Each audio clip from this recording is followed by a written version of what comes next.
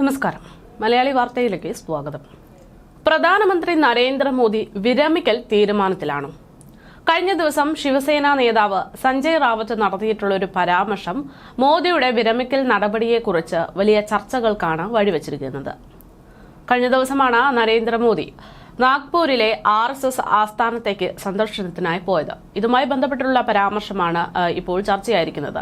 RSS സ്ഥാപകൻ doctor Keshav Baliram ഹെഡ്ഗോവറിന്റെ സ്മൃതി മന്ദിരത്തിലാണ് നരേന്ദ്രമോദി പുഷ്പാർച്ചന നടത്താൻ വേണ്ടി കഴിഞ്ഞ ദിവസം പോയിരുന്നത്. RSS മേധാവി മോഹൻ ഭഗവത്തും ഇദ്ദേഹത്തിനൊപ്പം തന്നെയുണ്ടായിരുന്നു. രാവിലെ നാഗ്പൂർ വിമാനത്താവളത്തിലെത്തിയിട്ടുള്ള പ്രധാനമന്ത്രി നരേന്ദ്രമോദിയെ മഹാരാഷ്ട്ര മുഖ്യമന്ത്രിയായിട്ടുള്ള ദേവേന്ദ്ര ഫഡ്നവിസും കേന്ദ്രമന്ത്രിയായിട്ടുള്ള നിതിൻ ഗഡ്കരിയും സ്വീകരിക്കുകയായിരുന്നു. രാജ്യ സേവനത്തിന് RSS എന്നും പ്രചോദനമാകുമെന്നാണ് ഈ ഒരു സന്ദർശനത്തിന് ശേഷം പ്രധാനമന്ത്രി നരേന്ദ്രമോദി പ്രതികരിച്ചത്. നാഗ്പൂരിലെ കൂടിക്കാഴ്ച ചരിത്രപരമാണ് എന്നും RSS നേതൃത്വത്തെയൊക്കെ വിശേഷിപ്പിക്കുകയും ചെയ്തിട്ടുണ്ടായിരുന്നു. ഇതിനിടയിലാണ് പ്രധാനമന്ത്രി നരേന്ദ്രമോദി നാഗ്പൂരിലെ RSS ഓഫീസിൽ പോയത്.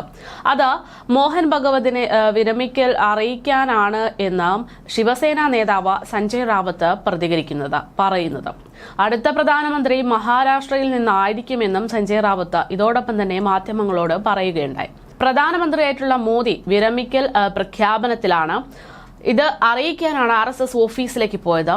എന്റെ അറിവിൽ 10 മുതൽ 12 വർഷത്തിനിടെ അദ്ദേഹം ഒരിക്കൽ പോലും RSS ആസ്ഥാനം സന്ദർശിച്ചിട്ടില്ല എന്നൊക്കെയാണ് അദ്ദേഹം പറഞ്ഞത്.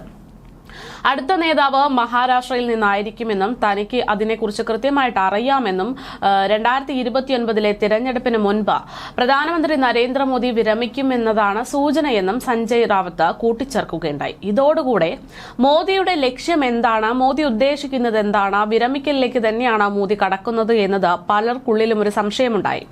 10-11 വർഷത്തിനിടെ അദ്ദേഹം ഒരിക്കൽ പോലും RSS ആസ്ഥാനം സന്ദർശിച്ചിട്ടില്ല എന്നതും ഇപ്പോൾ പെട്ടെന്നൊരു സന്ദർശനം നടത്തി എന്നതുമൊക്കെ മോദിയുടെ തീരുമാനം റാവത്ത് പറയുന്നത് പോലെ തന്നെ വിരമിക്കലിലേക്കാണോ എന്നുള്ള സൂചനയാണോ എന്നായിരുന്നു പലരിലും ഉണ്ടായ സംശയം. എന്നാൽ പ്രധാനമന്ത്രി നരേന്ദ്രമോദി കഴിഞ്ഞ ദിവസം നാഗ്പൂരിലെ RSS ആസ്ഥാനം സന്ദർശിച്ചത് അത് വിരമിക്കുന്നതിന് മുന്നോടിയായിട്ടുള്ള ഒരു സൂചനയൊന്നുമല്ല എന്നാണ് ഇപ്പോൾ മറ്റ് പ്രവർത്തകരൊക്കെ പറയുന്നത്. ശിവസേനയുടെ ഈ ഒരു വാദം BJP പാടെ തള്ളുന്ന നിലപാടാണ് കൈക്കൊണ്ടിരിക്കുന്നത്. ശിവസേന നേതാവ് ഉന്നയിച്ചിരിക്കുന്ന പ്രസ്താവനയ്ക്കെതിരെയാണ് BJP രംഗത്തെത്തിയത്. മോദിയുടെ പിൻഗാമി മഹാരാഷ്ട്രയിൽ നിന്നായിരിക്കുമെന്നും RSS പ്രഖ്യാപിക്കുമെന്നുമൊക്കെ റാവത്ത് പറഞ്ഞതിന് വിപരീതമായിട്ടാണ് ഈ 2029 ലോക്സഭാ തെരഞ്ഞെടുപ്പിൽ നരേന്ദ്രമോദി തന്നെ നയിക്കും എന്നുള്ള രീതിയിൽ മഹാരാഷ്ട്ര മുഖ്യമന്ത്രിയും BJP നേതാവുമായിട്ടുള്ള ദേവേന്ദ്ര ഫഡ്നവിസ് പ്രതികരിക്കുകയുണ്ടായി. അദ്ദേഹത്തിന്റെ പിൻഗാമിയെ അന്വേഷിക്കേണ്ടുന്ന യാതൊരു ആവശ്യവുമില്ല, ഇതേക്കുറിച്ച് ചർച്ച ചെയ്യാൻ സമയമായിട്ടേ ഇല്ല എന്നും അദ്ദേഹം പറയുന്നു. അതേസമയം ഞങ്ങളുടെ നേതാവായി മോദി തന്നെ തുടരുമെന്നും ഇവർ ഉറയ്ക്കുകയാണ്. നമ്മുടെ സംസ്കാരത്തിൽ പിതാവ് ജീവിച്ചിരിക്കുമ്പോൾ പിന്തുടർച്ചക്കാരെ കുറിച്ച് സംസാരിക്കുന്നതിൽ അനുചിതമുണ്ട്.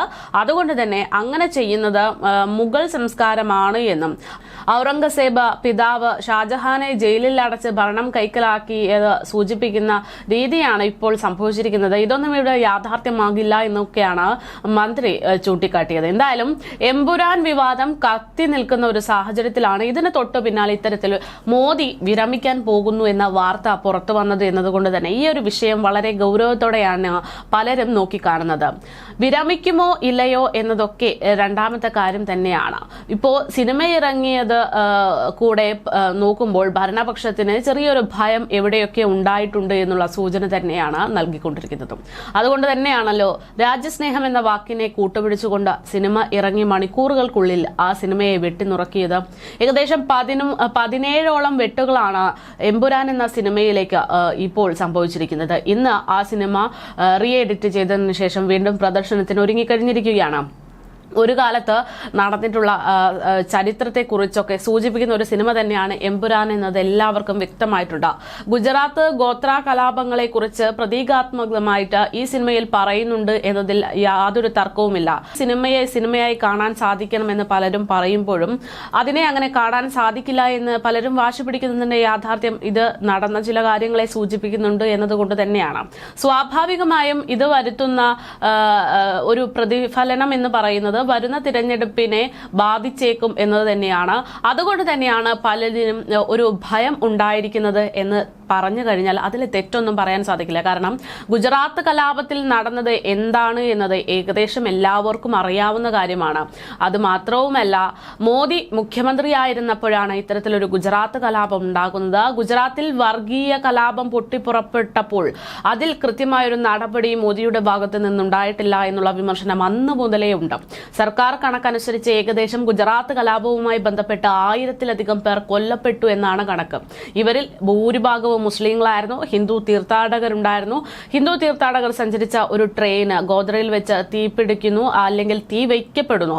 അതിൽ 59ഓളം പേർ കൊല്ലപ്പെടുന്നു. ഇതേ തുടർന്നൊക്കെയാണ് ഒരു ആക്രമണം പൊട്ടിപ്പുറപ്പെടുന്നത്. കലാപത്തിൽ കൊല്ലപ്പെട്ടവരുടെ എണ്ണം 1000-ലധികമാണ് എന്ന് പറയുമ്പോഴും അതൊന്നുമല്ല, കണക്ക് പ്രകാരമുള്ളതിനേക്കാൾ ഇരട്ടി ആയിരിക്കുമെന്നാണ് മനുഷ്യാവകാശ പ്രവർത്തകർ ഇതുമായി ബന്ധപ്പെട്ടുള്ള പഠനത്തിന് ശേഷം വ്യക്തമാക്കിയത്.